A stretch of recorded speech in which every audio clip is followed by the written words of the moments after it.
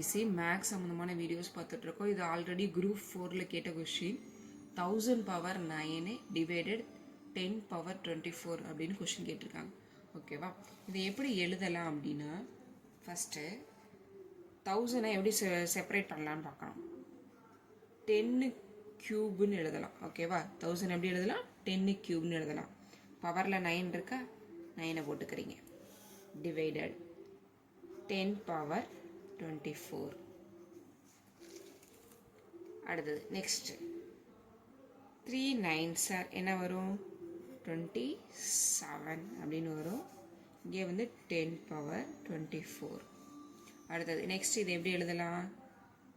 10 power 24.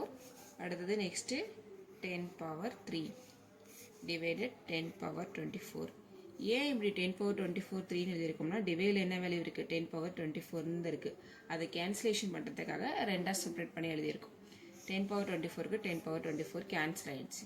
அப்போ answer என்ன அப்படின்னா 10 பவர் கியூப். 10 பவர் கியூபோட வேல்யூ என்ன அப்படின்னா 10 இன்ட்டு 10 இன்ட்டு 10 இன்ட்டு 10ன்னு எழுதலாம். அதோட வேல்யூ வந்து 1000. இந்த மாதிரி டிஎன்பிஎஸ்சி சம்மந்தமான வீடியோவுக்கு சப்ஸ்கிரைப் பண்ணுங்கள், லைக் பண்ணுங்கள்.